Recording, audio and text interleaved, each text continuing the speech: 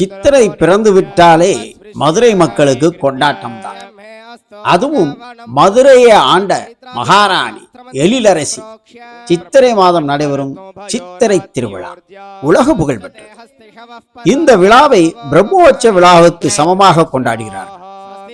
இந்த ஆண்டு சித்திரை திருவிழா கொடியேற்றத்துடன் 29/4/2025 இன்று செவ்வாய்க்கிழமையுடன் தொடங்குகிறது. இந்த சித்திரை திருவிழா நாட்களில் மீனாட்சியும் சுந்தரேஸ்வரரும் பல்வேறு வாகனங்களில் எழுந்தருளி மாசி வீதிகளில் வலம் வருவார். அனைத்து ஜீவராசிகளுக்கும் காட்சி கொடுக்கவே இறைவன் மாசி வீதியில் வலம் வருவதாக ஒரு ஐதீகம். எனவே ஒவ்வொரு நாளும் மக்கள் பெருந்திரளாக கூடி தரிசிப்பார்கள். இவ்வாறு சிறப்பு வாய்ந்த சித்திரை திருவிழாவில் முக்கிய நிகழ்ச்சிகள் பல உள்ளன. மீனாட்சி அம்மனுக்கு பட்டாபிஷேகம் சூடும் வைபவம் மே 6ஆம் தேதி நடைபெறும். அன்றைய தினம் இரவு 7:35 மணிக்கு மேல் 7:59 மணிக்குள் அம்மன் சன்னதியில் உள்ள ஆறுகால் பீடத்தில் மீனாட்சிக்கு பட்டாபிஷேகம் நடைபெறும். இவ்வாறு நடைபெறும். ஆனால் 29ஆம் தேதி ஏப்ரல் மாதம் கொடியேற்றத்துடன் விழா தொடக்கம். இதோ பாருங்கள், மீனாட்சி சுந்தரேஸ்வரர் ஊர்வலம் வைபவம். இதோ கொடியேற்றத்துடன் நிகழ்ச்சிகள் ஆரம்பம்.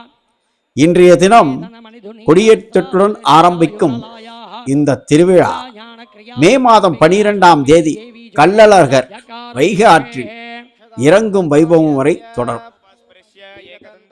7ஆம் தேதி மீனாட்சி திக்விஜயம் என்றால் 8ஆம் தேதி மீனாட்சி சுந்தரேஸ்வரர் திருக்கல்யாணம். 9ஆம் தேதி வெள்ளிக்கிழமை திருத்தேரோட்டம். மீனாட்சியும் சொக்கநாதரும் திருமணம் முடிந்து மக்களை ஆசீர்வதிப்பதற்காக தேர் ஓட்டம். இந்த தேரோட்டம் காண்பது குடும்பத்துக்கு சுபிட்சம். இதோ கொடியேற்றம் துவக்கம். தீப ஆராதனையுடன் கொடியேற்றம்.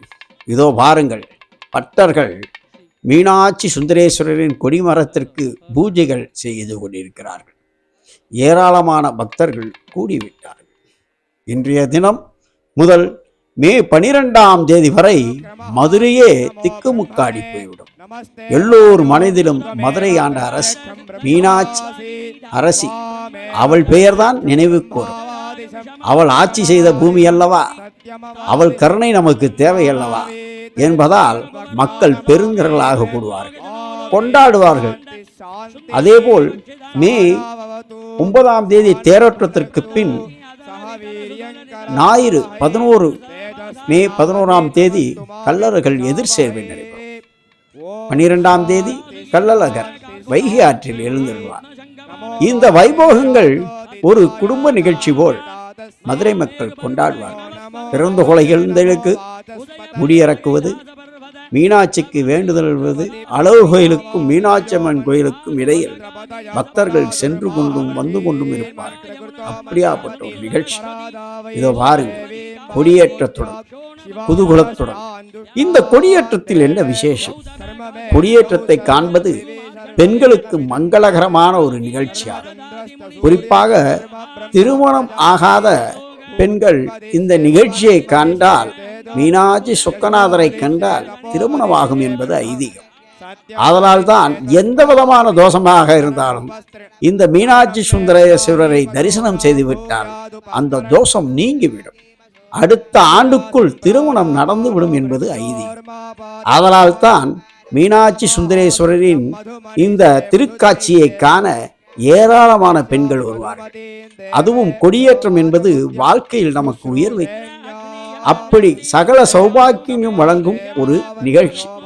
இதோ பாருங்கள், மீனாட்சி சுந்தரேஸ்வரர் எவ்வளவு அழகாக நமக்கு தரிசனம் தருகிறார். பக்தர்களை இறைவன் சந்திக்கிறார். 9 நாளும் ஒவ்வொரு நாளும் ஒவ்வொரு வாகனத்தில் வந்து மக்களை சந்திக்கிறார், தரிசனம் தருகிறார். அனைத்து ஜீவராசிகளும் மீனாட்சி அம்மன் கோயிலுக்குள் வர முடியாமல் இருக்கும் உயிர்கள், மரம், பூச்சி, புழு, அனைத்து ஜீவராசிகளும் அவர் நேரில் வந்து அருள்காட்சி தருகிறார். அதற்கான தொடக்க விழாதான் இந்த கொடியேற்றம். இதோ வாருங்கள், என்ன ஒரு அழகு, எவ்வளவு அழகு பாருங்கள். என் அன்னை மீனாட்சி அரசி, மதுரை ஆண்டவள் பாருங்கள், அவள் திருவடி காட்சியை காணுங்கள், கோடி புண்ணியம் கிடைக்கும். இதோ பட்டர்கள் மீனாட்சி சுந்தரேஸ்வரர் திருக்கல்யாணம் மே மாதம் 8ஆம் தேதி இதோ கொடியேற்றத்துடன் துவங்கி விட்டார்கள். இன்றைய தினம் இதோ பாருங்கள், கொடி மரத்திற்கு மேலே சுற்றி கொடிகள் ஏற்றப்படுகின்றன. ஏராளமான பூஜைகள், ஏராளமான வைதீக அமைப்புகள், எல்லா சாஸ்திரங்களும் முறைப்படி இங்கு மீனாட்சி அம்மனுக்கு, அதுவும் கொடிமரத்திற்கு ஏராளமான வழிபாடுகள், தீப ஆராதனைகள், எத்தனை லட்சம் மக்கள்கள் கூடியிருக்கும் இந்த திருவிழா மதுரைக்கு பெருமை தரும் திருவிழா, உலகத்திற்கு பெருமை தரும் திருவிழா. இவ்வளவு பெரிய திருவிழா எங்கு நடந்தது? இதோ கொடிமரத்திற்கு அபிஷேகம் செய்கிறார்கள். ஏராளமான பக்தர்கள் தரிசனம் செய்கிறார்கள். அன்னை மீனாட்சி கருணை கடலானவள், அவளிடம் கேட்டது கிடைக்காதா? கவலை வேண்டாம், அவளை நினைத்தாலே போதும். மதுரை என்றாலே மீனாட்சி தான். இந்த சித்திரை திருவிழாவுக்காக காத்து கொண்டிருக்கும் எவ்வளவோ பேர் அன்றைய தினம் மதுரையை நோக்கி வருவார்கள். கள்ளழகர் சேவை, எதிர் சேவை, கள்ளர்கள் வைகை ஆற்றில் இறங்குதல், இப்படி ஒரு குடும்ப விழா போல் இறைவன் குடும்பம் இது. சொக்கநாதர், மீனாட்சி, ஏகப்பட்ட திருப்பரங்குன்றத்திலிருந்தே முருகப்பெருமானும் இந்த திருவன வைபோகத்திற்கு வந்து விடுவார். இப்படி பாருங்கள், மேலிருந்து கொடிமரத்திற்கு மலர் மாலை, எவ்வளோ பெரிய மலர் மாலை பாருங்கள். அவளுக்கு சூட இவ்வளோ பெரிய மலர் மாலை. மீனாட்சி, மதுரை அரசாளும் மீனாட்சி, காஞ்சியிலே காமாட்சி, காசியிலே விசாலாட்சி, இப்படி ஒவ்வொரு வடிவத்திலும் ஒவ்வொரு உருவத்திலும் மீனாட்சியை நாம் காணலாம். இதோ பாருங்கள், மீனாட்சி சுந்தரேஸ்வரர் திருக்கோயில் கொடி ஏற்றத்துடன் இன்று முதல் திருவிழா துவக்கம். மே 6ஆம் தேதி செவ்வாய்க்கிழமை மீனாட்சிக்கு பட்டாபிஷேக திருவிழா. அது முடிந்தபன் 7ஆம் தேதி மீனாட்சி திக்விஜயம். அது முடிந்த பிறகு மே 8ஆம் தேதி திருக்கல்யாண வைபோகம். இப்படி மதுரை நகரே கோலாகலம் கொண்டிருக்கும் இந்த அருள் காட்சி. இதோ பாருங்கள், மீனாட்சி கொடிமரத்து தீப ஆராதனை. இதோ பாருங்கள், எவ்வளவு ஒரு அழகாக, ஆகா, பார்ப்பதற்கே கண்கோடி வேண்டும். இதோ மீனாட்சி சுந்தரேஸ்வரர் கொடிமரத்திற்கு இங்கு தீப ஆராதனை. மீனாட்சி அம்மனின் சிலை மரகத கல்லால் ஆனது. மீனாட்சி சொக்கநாதரை தரிசித்தால் மோட்சம் கிடைக்கும் என்ற நம்பிக்கையும் உள்ளது. இந்த தலம் பூலோக கைலாசம் என்றே அழைக்கப்படுகிறது. திருநாவுக்கரசரின் பதிகங்கள், திருஞான சம்பந்தரின் 9 பதிகங்களும் இந்த தலத்திற்கு பெருமை சேர்க்கிறது. அஷ்டசக்தி மண்டபத்தின் மேல் மாடத்தில் வடிவமைக்கப்பட்டுள்ள சிற்பங்கள் மீனாட்சியின் திருவிளையாடுகளை நினைவுபடுத்துகிறது.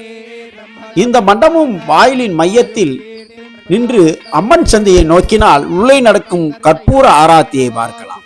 இதோ பாருங்கள், மீனாட்சி சுந்தரேஸ்வரர் கொடிமரத்திற்கு மலர் மலை, அங்கிருந்து பூக்களை தூவுகிறார்கள். இது மலை போல் கொட்டுகிறது. தீபமும் காட்டப்படுகிறது. எவ்வளவு ஒரு அழகான நிகழ்வு பாருங்கள். மீனாட்சி சுந்தரேஸ்வரர் கொடிமரம், கிட்டத்தட்ட சுந்தரேஸ்வரருக்கு என்று தனி கொடிமரமும் மீனாட்சிக்கு என்று தனி கொடிமரமும் உள்ளது. இங்கு சுற்றிலும் ஏராளமான சிலைகள்.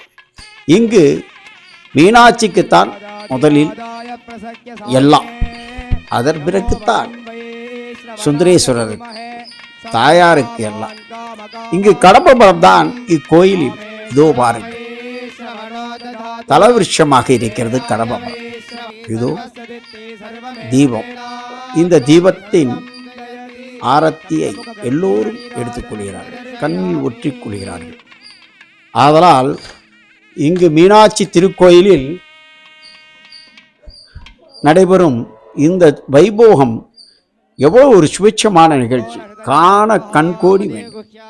ஆதலால் தான் மீனாட்சி அம்மன் கோயில் என்றாலே உலகெங்கும் ஒரு பரபரப்பு. சுவாமி சன்னதியில் கருவறையில் சுந்தரேஸ்வரர் சிவலிங்க காட்சியாக திருமேனியில் காட்சி தருகிறார். மரகத கல்லால் உருவாக்கப்பட்ட மீனாட்சி அம்மன் இதோ பாருங்கள், பக்த கொடிகளுக்கு அருள் காட்சி தருகிறார் மீனாட்சி. சித்திரை திருவிழா நிகழ்ச்சிகளை பத்மம் யூடியூப் சேனல் உங்களுக்கு தொடர்ந்து வழங்கி கொண்டிருக்கும். கள்ளழகர் மே 12ஆம் தேதி ஆற்றில் இறங்கும் வரை, 8ஆம் தேதி திருக்கல்யாணம், 12ஆம் தேதி கள்ளழகர் ஆற்றில் இறங்கும் நிகழ்ச்சி, 9ஆம் தேதி தேரோட்டம். ஆகலாம் உங்களுக்கு மீனாட்சி அம்மன் சித்திரை திருவிழா 2025 நிகழ்ச்சிகளை பத்மம் யூடியூப் சேனலில் காணுங்கள்.